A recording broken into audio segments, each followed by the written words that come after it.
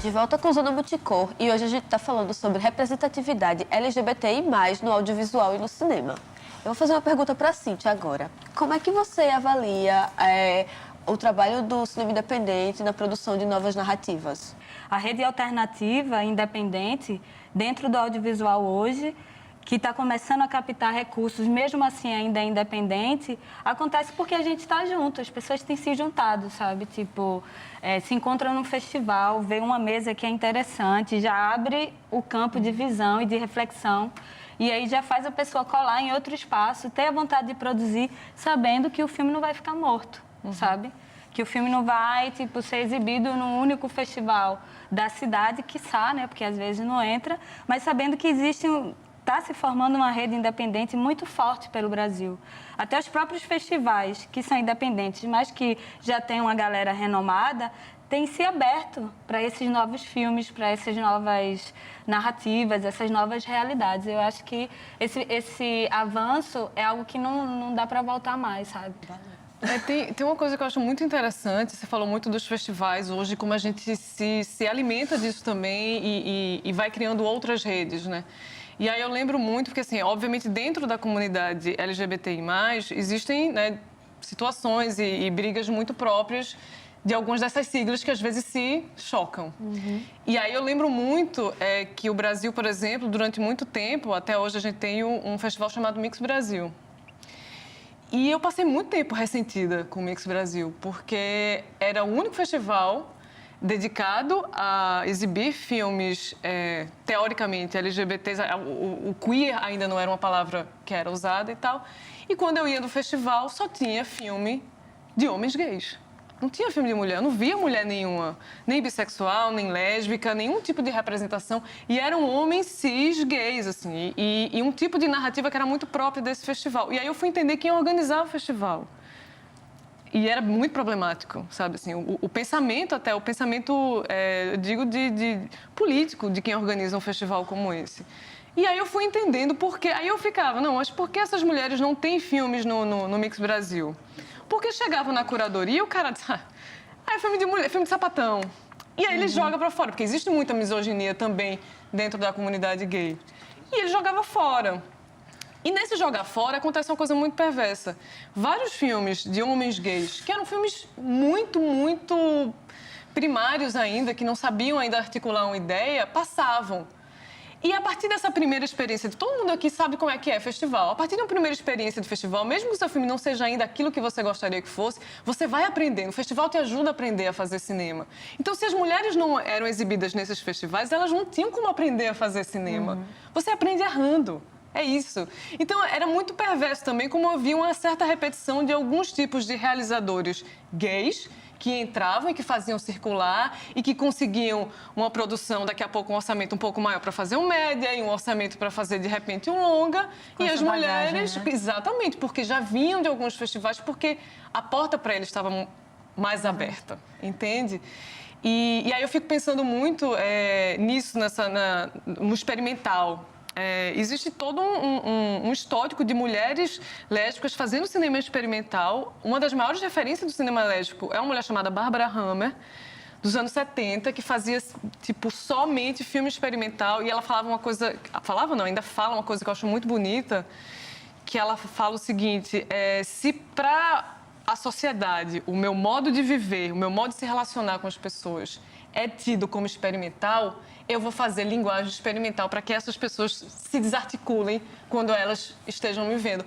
Então, assim, ela fazia da própria vida dela um jeito de se fazer cinema. Se a minha vida para você é experimental, eu vou fazer uma linguagem experimental também, para que você se perca o eixo na hora de você entender com quem você está lidando, porque isso faz parte de uma estratégia política também.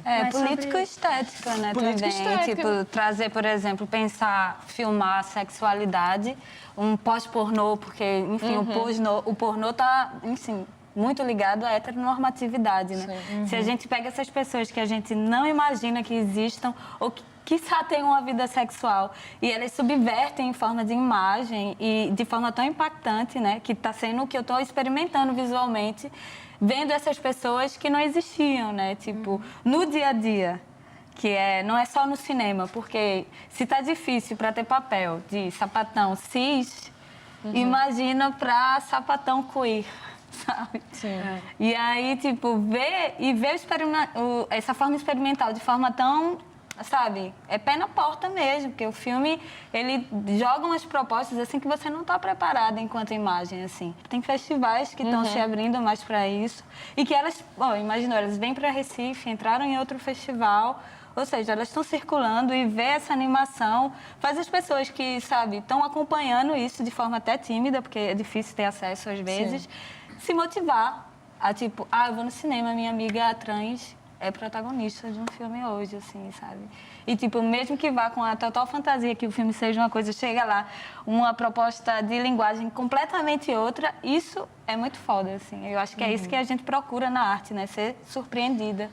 Porque, enfim, nós, pessoas LGBTI+, a gente sempre está, né, buscando recriar essa imagem. Só que, às vezes, a gente está até próxima de uma imagem heteronormativa mesmo, um cinema que, sei lá, que a gente venha sonhando, ser a mocinha e tal. E vem uma outra linguagem, não é tão assim, menos ocidente, mais consciência de vida própria, né? Também. Quando, justamente, essas novas imagens que estão brotando, né? Diante de tudo aquilo que a gente tá, tudo isso aqui que a gente está discutindo agora, se torna necessário, evidente, que a gente precisa criar novas imagens, as nossas próprias imagens.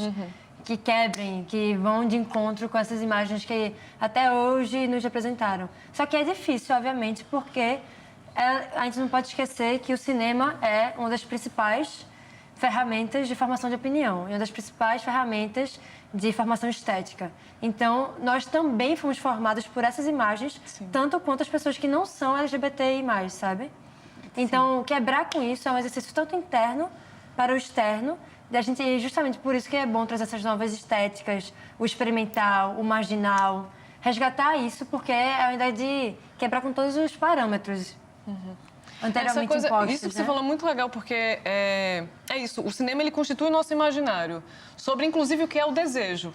Quem você deseja mais, quem você deseja menos, tem a ver com sexualidade total. Assim, o cinema constrói imaginário pra gente do que é desejante e do que não é.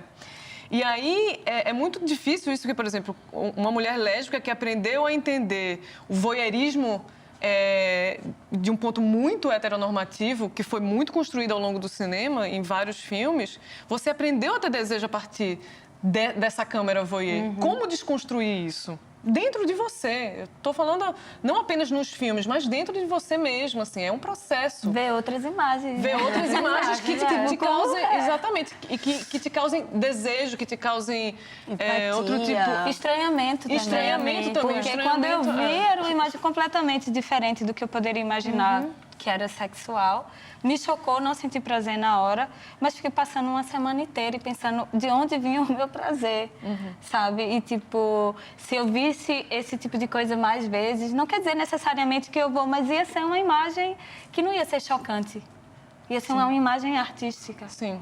Saca? E admirar a arte é outro processo. O primeiro momento, para mim, foi chocante. Fiquei pensando, rolou uma distância, um estranhamento. Mas se isso não fosse tão novo, talvez, sabe, eu pudesse conviver com essa... Esse é o processo de formação de público também, né? Que é justamente isso, a gente reeducar o público para aceitar essas novas imagens, para ver essas novas imagens. E isso a gente faz justamente com os festivais, com os cineclubes, com as áreas que estão à margem do cinema comercial, que é aquela imagem que a gente tipicamente conhece e aqui estamos combatendo, né? Eu acho que o cineclube é fundamental nesse processo. É forma de distribuição mais... Exatamente, porque aí é guerrilha mesmo. Assim, você pega o filme de um jeito muito... às vezes você pega um filme de um jeito muito louco mesmo, consegue aquele filme, vamos passar e vamos discutir esse filme aqui. E aí, nessa conversa, surgem milhões de outros filmes na conversa. Isso é muito legal. É interessante a gente pensar justamente, né? Essa opressão, a opressão da nossa comunidade LGBTI+, é o que nos une, mas de forma alguma a gente nunca pode esquecer que há outras questões também. Que é interseccional, que é interseccional, né? Existe exatamente. misoginia, lesbofobia, enfim. Eu, obviamente, vou ter muito mais dificuldade para aprovar um filme do que um homem gay.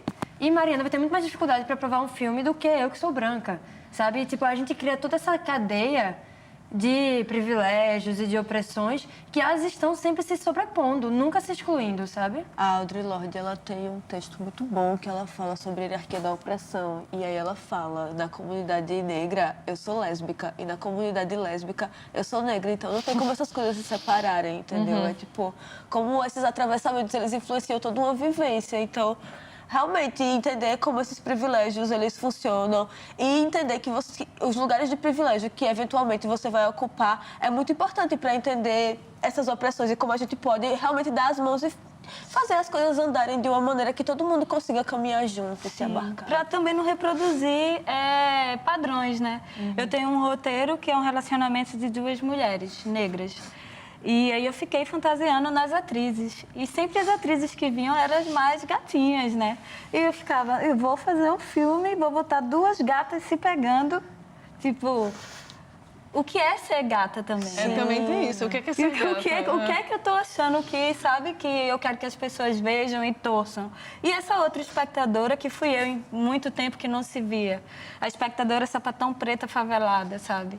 Ela vai ver aquela imagem e vai ver que ela não alcança aquilo. Ainda não é ela. E por que não contar uma história de amor com uma sapatão que não é a lacração? Sabe? Tipo, pensar tudo isso. Aí as pessoas dizem, não, mas você não precisa dar conta de tudo. Mas aí, como eu falei, agora não há mais tempo para eu não dar conta do básico. Pensando tudo isso que a gente falou agora, eu queria saber, assim, qual é o cinema que vocês almejam, assim, o que é que vocês querem ver? Uau, eu tenho pensado muito sobre isso, assim, até porque eu acho que, assim como Cíntia, eu trabalho também com curadoria. Então, tenho visto muitos filmes e pensado a respeito de algumas caixinhas que criaram. A caixinha do cinema feminista, a caixinha do cinema negro, a caixinha do cinema queer. Tem várias caixinhas que são criadas e são criadas muito pensando que existe um lugar universal, muito entre aspas, né, do homem branco, heterossexual, e que acha interessante que essas caixinhas existam. Eu acho que essas caixinhas precisam existir enquanto política de militância, mesmo, mas não como enquadramento fixo e sólido de quem somos nós. Porque as pessoas queer são múltiplas, é isso, assim, todo mundo tem uma opinião diferente sobre as coisas, todo mundo tem um sentimento diferente em relação a tudo. O cinema negro não é um cinema negro só, o cinema feminista não é um cinema feminista só, não existe uma única representação que você consiga classificar aquilo. Então, eu penso muito num cinema que entenda essas siglas e essas nomenclaturas como luta, mas não como enquadramento fixo de quem nós devemos ser para esse olhar que foi dito como olhar universal, que é um olhar extremamente perverso, que nos vê sempre nós fazemos um outro cinema e não o cinema. Então, para mim é isso, assim, eu penso muito desse ponto de vista. Para mim é aquilo, né? Eu quero representatividade, sim, mas eu quero muito mais a oportunidade, sabe? O acesso à oportunidade. Que é isso, é esse caminho que Carol falou. O poder de fazer, a possibilidade de fazer muito mais do que ser o símbolo de algo. Porque não dá para ser símbolo de uma coisa se a gente está percebendo, se a gente está lutando pelas diferenças, sabe? Então, abrir o lance para todo mundo poder fazer. Eu não quero ser a única negra. Já chega, já fui a única negra da escola, a única negra no festival de cinema. Não quero mais isso. Eu quero ter acesso a oportunidades e ver as pessoas tendo acesso a oportunidades, seja negras, lésbicas, binárias, não binárias. Enfim, o acesso à oportunidade eu acho que é muito transformador e é esse cinema que eu quero. É uma coisa nova, né? Mulheres, brigadão pela sua participação. Foi lindo o programa. Agora de beijinho, coraçãozinho, de din-din. Mas antes de partir, vamos ter nosso momento VRA com o cineasta independente Sasha, dividindo um pouco da sua vivência e obras com a gente. Inicialmente as coisas tornaram-se políticas naturalmente, assim, porque todos os atos que a gente faz são políticos, de uma certa maneira. O apelo mesmo pelo meu trabalho audiovisual é sintetizar coisas que eu estou consumindo no momento, sabe? A música, a fotografia, os meus estudos com todas as arestas da arte, sabe? Acho que também é um canal de escoamento também de outros trabalhos que eu produzo como artista.